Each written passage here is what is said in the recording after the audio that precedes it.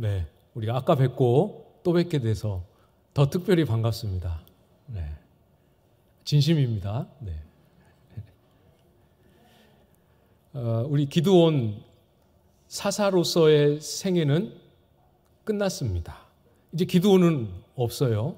그런데 기드온의 흔적은 계속 이어집니다. 사사라는 이름으로 등장하는 입다가 나오기 전까지 오늘 본문에서 보는 것처럼 마치 사사 기드온의 사건과 또 스토리의 일부처럼 또는 사사 기드온의 일종의 부록처럼 기드온은 죽었지만 다른 사람의 이야기가 계속 덧붙여집니다. 사사의 등장은 잠시 뒤로 미뤄지고 있지요. 그 인물이 바로 사사가 아닌데도 사사기에 버젓이 그 이름이 등장하는 사람, 바로 기드온의 아들 아비멜렉입니다. 오늘 설교 제목이 아비멜렉의 등장이지요. 이 아비멜렉이라는 존재, 그리고 아비멜렉의 행적, 굉장히 많은 의미와 메시지를 우리에게 주고 있는데요.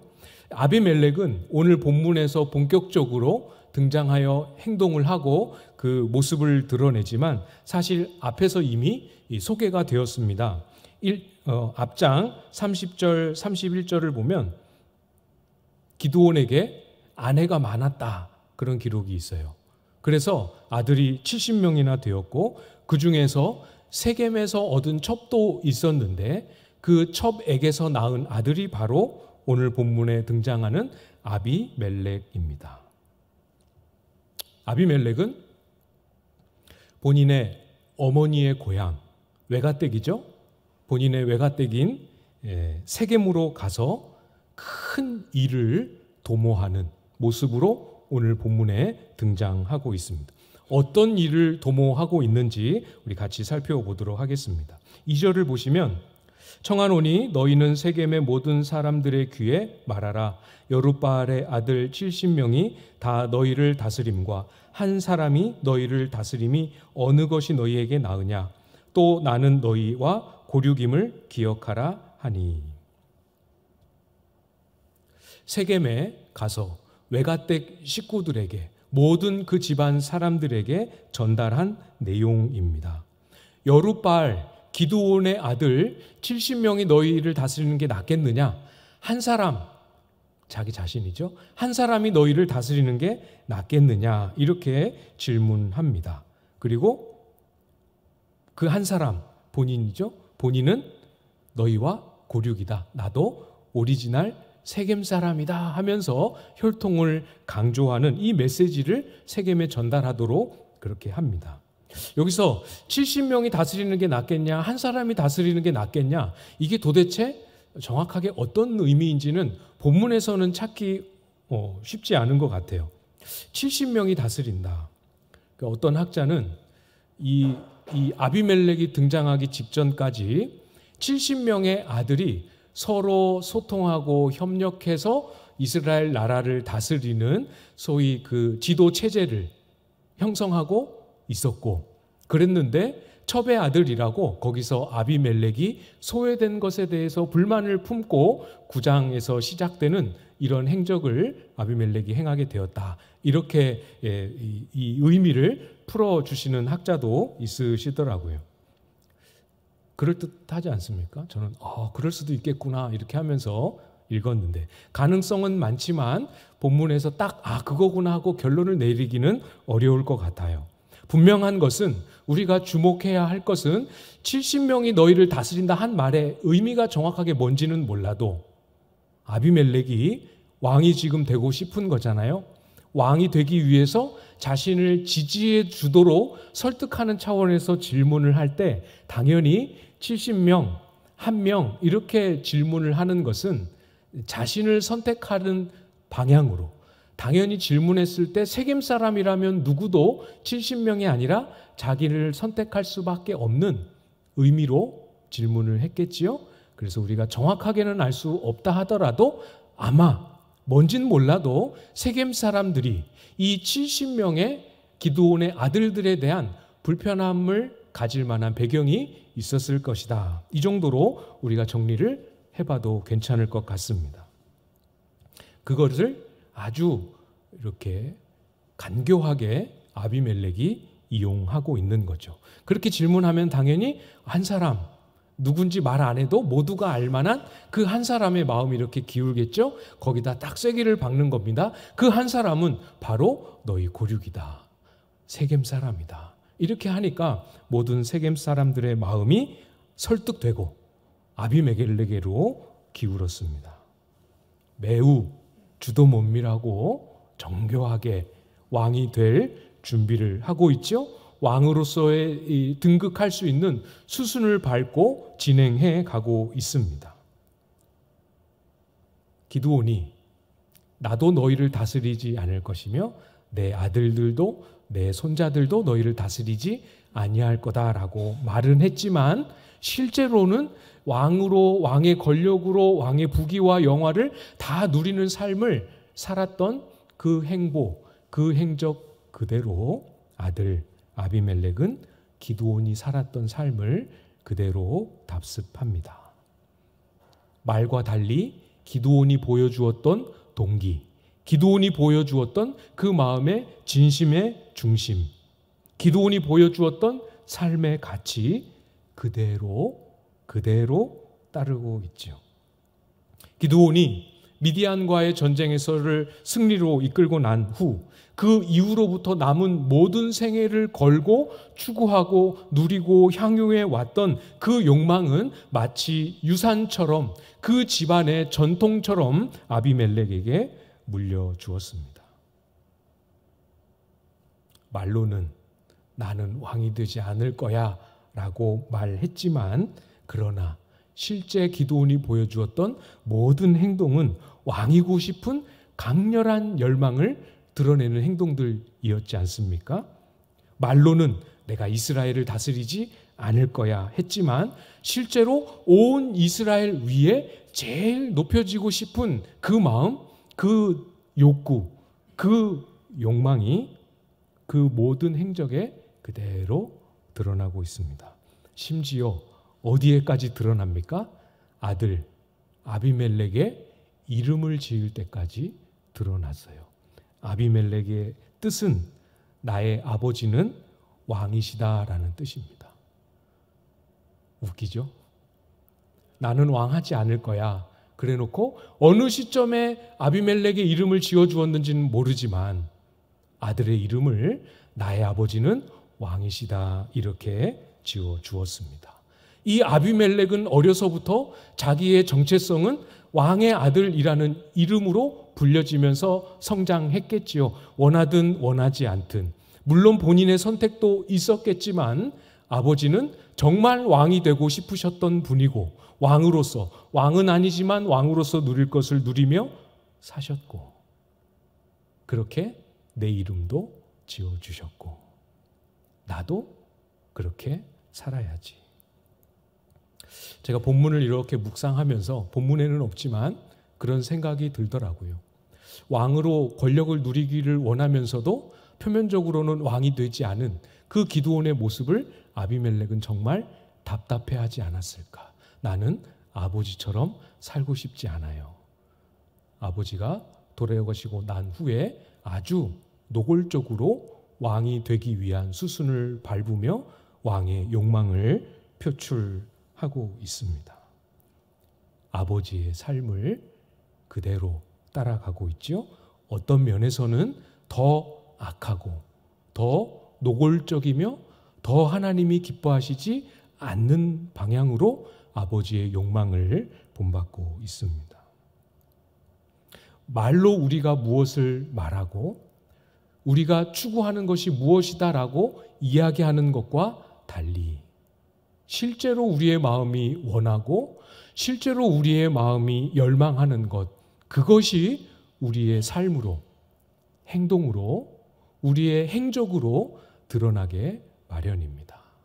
아무리 말씀대로 살아야 한다라고 말하고 가르치고 전하여도 가만히 오랫동안 지켜보고 겪어보고 실제로 선택하는 게 무엇이고 실제로 가까이 있는 사람에게 무슨 말을 하며 실제로 어떤 과정으로 삶을 대하고 있는지를 가만히 들여다보면 이 사람이 진짜 원하는 것이 무엇이구나 하는 게 드러나게 마련입니다.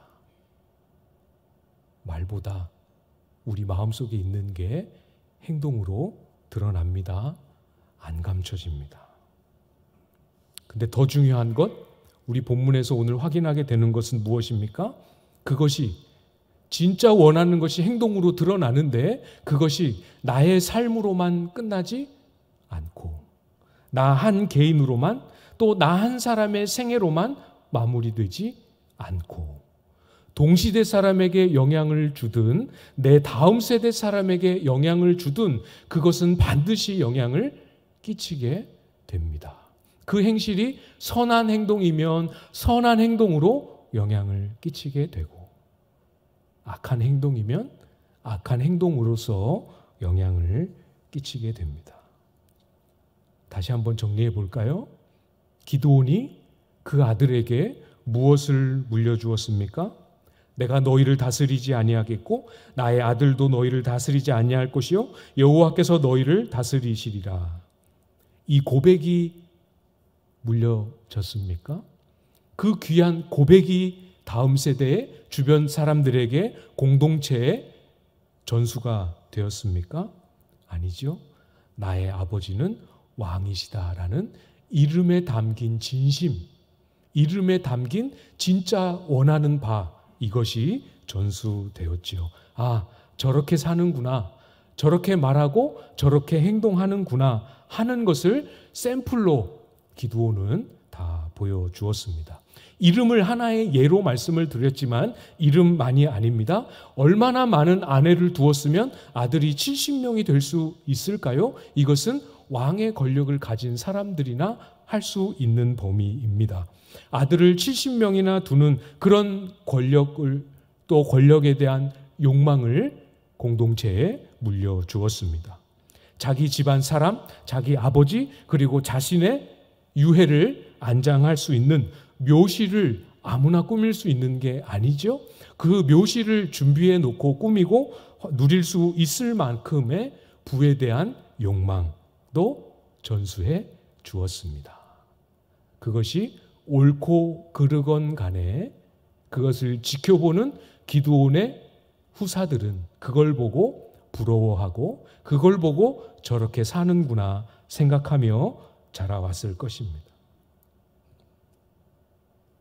여러분, 정말 내가 원하고 내가 바라고 내가 추구하고 또 내가 귀하게 여기는 것, 말로 하는 것 말고 진심으로 내가 원하고 바라며 그것을 위해 생을 바쳐왔던 것이 무엇인지, 나는 무엇을 위해 오늘까지 살아왔고 지금도 나는 무엇을 위해 애쓰고 힘쓰며 달려가고 있는지 한번 스스로에게 자문, 자답 해보시기를 부탁을 드립니다. 물론 기드온처럼 여기 계신 분들이 욕망을 위해서 한 생을 바쳐 달려왔다, 그걸 말씀드리려고 하는 게 아닙니다. 무엇을 내가 진심으로 추구했든지 상관없이 그것이 선한 열망이든 욕심을 따른 열망이든 그것이 무엇이든지 중요한 것은 내 주변에 있는 지체들에게, 나보다 더 믿음이 연약한 지체들에게, 나의 믿음의 후배들에게, 자녀들에게, 우리의 공동체의 후대, 다음 세대에 그것이 유산으로 물려지게 된다라는 사실이죠. 꼭 내 자녀만이 아닙니다. 신실하게 살아도 자녀들이 그걸 못 배울 때도 있습니다. 부모가 믿음 없이 살아도 자녀는 믿음을 잘 가질 수도 있지요.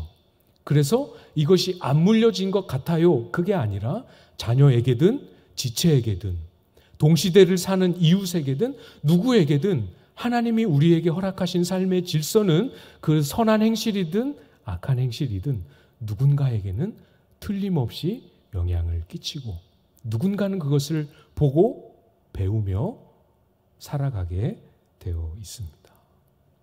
두려운 일이죠. 한편으로는 소망스러운 일이기도 합니다. 오늘 나의 삶을, 내가 지금 추구하고 계획하는 나의 삶을 무엇으로 채우느냐에 따라 우리의 가정에, 우리의 공동체의 미래의 한 장면, 미래의 한 모습이 그려질 수 있구나 하는 소망을 가지고 오늘의 삶을 말씀을 따라 믿음으로 행하는 내용으로 채워가실 수 있기를 바랍니다. 기드온의 욕망이 아비멜렉에 가서 꽃피우는 모습 우리가 보고 있지요. 기드온의 욕망이 이 모든 것의 씨앗이 되었다라고 해서 아비멜렉에게는 책임이 없다. 부모를 잘못 만난 탓, 부모 잘못 만난 그것밖에 없다. 이렇게 말해서는 안 되겠죠. 4절 말씀을 보시면 바알브릿 신전에서 은 70개를 내어 그에게 주매 아비멜렉이 그것으로 방탕하고 경박한 사람들을 사서 자기를 따르게 하고. 앞서 말씀드렸던 것처럼 기드온의 욕망을 그대로 본받고 있지만 방식과 내용에 있어서 훨씬 더 악하고 훨씬 더 노골적인 모습입니다. 왕의 권력을 탈취하기 위해서 선택한 모든 과정과 방법들이 옳고 그름이 없어요. 할 수만 있으면, 내가 왕이 될 수만 있으면 무슨 짓이든 하고 있는 모습입니다. 목표만 있지요. 기준이 없고 원칙도 없고 원리도 없고 부르심도 없습니다. 이 과정에 필요한 자금을 어디서 조달받고 있습니까? 바알 숭배 신전에 모아두었던 소위 바알에게 드려진 예물, 그것을 자금으로 활용하고 있습니다. 목표만 이룰 수 있으면 그 돈이 어디서 나온 돈이어도 상관없는 무서운 발상을 하고 있지요. 그 돈으로 아비멜렉은 방탕하고 경박한 사람들을 고용합니다. 방탕하다라는 말은 원래 단어의 뜻은 텅 비어 있다라는 뜻입니다. 이게 의미가 좀 연결이 되는 것 같아요. 텅 비어 있는 사람들을 고용했습니다. 기준도 없고 말씀의 원칙도 없고 옳고 그름을 판단할 것도 없는, 이스라엘 안에 있고 이스라엘 안에서 같이 사는 사람들이지만 똑같이 믿음의 유산을 물려받은 사람들이지만 어떤 이유에서인지 그 사람들에게는 말씀의 기준과 원칙과 원리가 하나도 없이 텅 비어 있는 그런 사람들을 고용했습니다. 경박한 사람들이라는 뜻은 헛되고 경솔한 사람들을 의미합니다. 진중하고 사려 깊고 진지한 사람들은 고용하면 어떤 일이 벌어지겠습니까? 일을 맡겼을 때 이 일을 해도 될까? 이 일이 하나님이 기뻐하시는 일일까?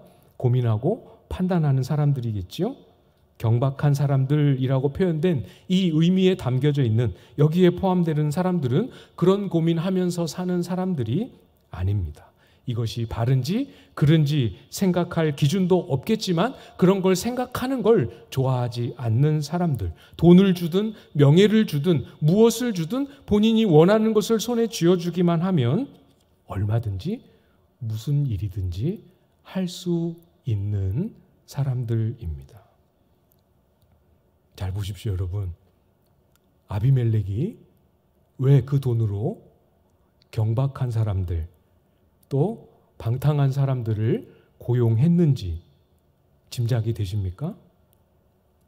이미 아비멜렉은 외가 쪽 집안, 그 혈통, 세겜 사람들의 지지를 이미 얻었습니다. 그렇죠? 그래서 맘만 먹으면 세겜 사람들 중에 장수들을 불러서 원하는 일 할 수 있지 않겠습니까? 그런데 사람이 없는 것 아닌데 이 사람들을 고용했습니다. 왜 그랬겠습니까?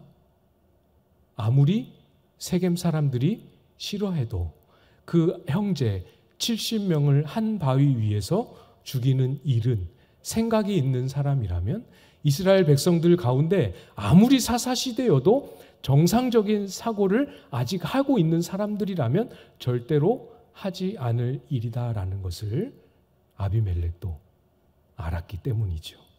5절 말씀입니다. 오브라에 있는 그의 아버지 집으로 가서 여룻바알의 아들 곧 자기 형제 70명을 한 바위 위에서 죽였으되. 물론 이복 형제들입니다. 그렇죠? 그래도 형제들입니다. 아니, 형제가 아니라 하더라도 이스라엘 백성들을 미디안의 손에서 건져주었던 기드온의 아들들입니다. 같은 이스라엘 백성들입니다. 그 70명을 내가 왕이 되는 과정에 꼭 필요하다라고 해서, 내가 왕이 되는 과정에 방해가 위험이 될 수 있다라고 해서 이 70명의 아들의 생명을, 형제의 생명을 빼앗는 일을 감행합니다. 아비멜렉이 잘하고 싶었지만 부모에게 보고 배운 것이 그런 것밖에 없어서 이 길을 간 게 아니죠. 아비멜렉은 부모를 잘못 만난 불쌍한 사람이 아닙니다. 아비멜렉은 깨어진 가정에서 가정교육을 잘 못 배우고 성장했기 때문에 안타깝고 불쌍히 여겨야 하는 그런 영혼 아닙니다. 욕망을 따랐고 그 욕망을 위해 해서는 안 되는 일인 줄 알면서도 지체 없이 그 일을 실행에 옮기는 두려운 인물이지요. 이 일이 얼마나 악한지, 해서는 절대로 안 되는 일이다라는 것, 주변에 알렸으면 주변 사람들이 반대할 일이다라는 것 알고 있었습니다. 그래서 방탕하고 이런 사람들을 고용한 것이죠. 이 아비멜렉이 했던 행적, 보여주었던 삶의 모습, 이것을 그대로 우리에게 적용하기에는 너무 극단적인 주제와 내용들이지요. 그런 행동들의 유혹을 받거나 고민하는 분들은 없으십니다. 그렇지만 그래도 우리의 마음, 우리의 삶을 잘 반성하고 돌아볼 수 있어야겠죠. 문득 우리 속에 일어나는 행동 또는 마음가짐, 우리의 마음의 원함, 생각의 흐름 가만히 살펴보면 내가 원하는 이 욕망을 만족시키기 위해서 그 크기가 작고 시기가 짧더라도, 또 그것이 심각하지 않은 일이란 이유라 하더라도 우리의 욕망을 충족시키기 위해서 어떤 것에도 통제받지 않기로 작정하는 그런 마음, 때때로 문득 우리 속에도 일어나지 않습니까?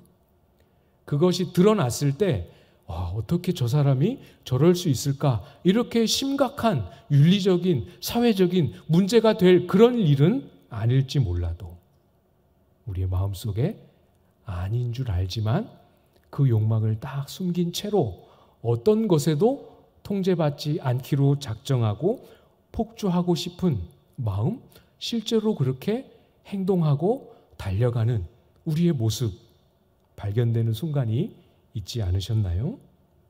보이지 않게, 드러나지 않게, 이거는 그럴 만한 이유가 있어 하면서 우리의 욕망과 욕심을 합리화하면서, 때때로 양심의 말씀이 생각나는 메아리가 있음에도 불구하고 딱 떠오르는 말씀으로 인해서 하나님이 아니라고 하시는 소리가 들려옴에도 불구하고 외면하면서, 못 들은 척 하면서 끝까지 나는 이걸 하고 말 거야 하는 순간이 우리 속에 얼마나 많이 있습니까?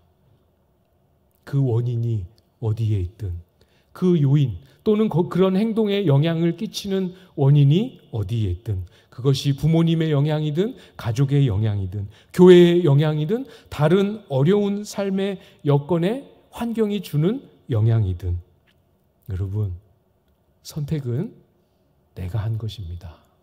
그렇죠? 그 선택을 충동한 것은 사실은 내 욕심이지요. 그렇지 않습니까? 야고보서 1장 14절 15절 말씀에 이렇게 말씀하지요. 오직 각 사람이 시험을 받는 것은 자기 욕심에 끌려 미혹됨이니 욕심이 잉태한즉 죄를 낳고 죄가 장성한즉 사망을 낳느니라. 첫발, 유혹의 첫 시작, 충동과 욕망의 씨앗, 이것은 작습니다. 첫 출발이 아무리 작아 보여도, 첫 출발은 아무리 사소하고 작아서 허용해 주어도 괜찮을 것 같아 보여도 조심해야 합니다. 떠오르는 것이 있으십니까? 주님께서 생각나게 해주시는 것이 있으십니까? 다음 단계의 스텝을 밟지 말고, 어렵더라도 마음에 갈등이 일어나더라도 다음 단계로 넘어가지 마시고 멈추시기를 부탁을 드립니다. 그게 우리의 8월의 기도 제목이죠. 자기를 부인하고 자기 십자가를 지고 주님을 따르는 삶의 한 모습이지요. 오늘 본문에서 마지막으로 살펴볼 한 가지는 그래도 여전히 우리에게 소망은 있다입니다. 소망을 살펴보기 전에 6절을 먼저 보시면 세겜의 모든 사람과 밀로 모든 족속이 모여서 세겜에 있는 상수리 나무 기둥 곁에서 아비멜렉을 왕으로 삼으니라. 이건 소망이 아니죠? 오히려 우리의 소망을 꺼뜨릴 만한 내용입니다. 아비멜렉이 그렇게 못된 방법으로, 악한 방법으로 권력을 찬탈하려는 시도를 했는데 그것이 좌절돼야 하는데 아비멜렉의 계획대로 다 이루어져 버렸습니다. 70명, 자기 형제 70명을 한 자리에서 몰살하는 이런 극악무도한 방법을 썼는데도 왕이 됐습니다. 어떤 파급 효과가 있었을까요? 저렇게 하나님이 기뻐하시지 않는 방법을 선택해도 목적한 바를 이룰 수 있구나. 틀림없이 이렇게 생각하는 사람들이 있지 않겠습니까? 여러분은 어떻게 바라보시겠습니까? 우리의 마음속에 아닌 줄 알지만 아닌 길을 갔는데 아닌 길이어도 결과가 너무 좋아. 저렇게 살아도 괜찮네. 저분도 신앙이 좋은 분인데 저렇게 해도 하는 걸 보니 괜찮네 하는 마음이 우리에게 찾아오지 않겠습니까? 여러분, 우리의 마음을, 우리의 기준을, 우리의 방향을 잘 정돈해야겠죠. 갖고 싶은 것을 손에 쥐는 게 저와 여러분의 진짜 유일한 첫 번째 소원은 아니지 않습니까? 마음을 잘 정돈해 주십시오. 진짜 우리의 소원, 가장 첫 번째로 꼽고 싶은 우리의 소원은 그래도 잘 안 돼도 부족해도 하나님의 뜻, 하나님의 뜻대로 가는 것, 하나님의 뜻이 그래도 우리의 가정과 공동체 속에 이루어지는 것, 그것이 저와 여러분의 첫 번째 소원 아닙니까? 그러면 무엇이 소망입니까? 저렇게 해도 왕이 되는구나. 이게 소망이 아니고 5절 말씀 끝부분에 있죠. 다만 여룻바알의 막내 아들 요담은 스스로 숨었으므로 남으니라. 이게 무슨 소망이 될 수 있습니까? 죽은 기드온의 아들들 중에 아비멜렉을 제외하고는 한 사람이 살아남아 있습니다. 이게 무슨 소망이 됩니까? 하나님은 이 요담, 살아남은, 사실은 하나님이 살려주신 이 한 사람을 통해서 다른 일을 준비하십니다. 되는 것 같지만, 아비멜렉이 성공한 것 같지만, 그렇게 악한 방법, 하나님이 기뻐하시지 않는 방법을 써도 빨리 원하는 바를 이룰 수 있을 것 같지만 결코 그렇지 않음을 보여주실 하나님의 공의로운 방편이 요담을 통해서 준비되고 있습니다. 결코 욕망대로, 욕심대로 공동체가 어지럽혀지도록 내버려두지 않으시고 요담을 빼내어 준비하셨지요. 욕심을 따라 사는 것, 하나님이 기뻐하시지 않는 방법이 작더라도 그거 조금씩 타협하고 허용하는 것, 그것이 당장에는 효과적이고 지금 내 손에 열매를 줄 수 있는 것 같지만 잘 기억하십시오. 분명히 하나님이 아닌 것은 아니라고 바로 잡으시는 때가 오게 됩니다. 반드시 바로 잡아주십니다. 반드시 아닌 것은 아니라고 바로 잡아주시는 이 하나님을 기억하고, 이 하나님이 여전히 살아계시고 보고 계시고 주관하고 계심을 신뢰하면서 오늘 우리에게 맡겨진 우리의 삶의 자리를 하나님이 명하신 대로 어렵고 힘들어도 하나님이 허락하신 기준에 맞도록 되돌려 놓고 우리의 삶을 하나님의 뜻으로 채워가는 저와 여러분들 다 되실 수 있기를 주님의 이름으로 축복합니다.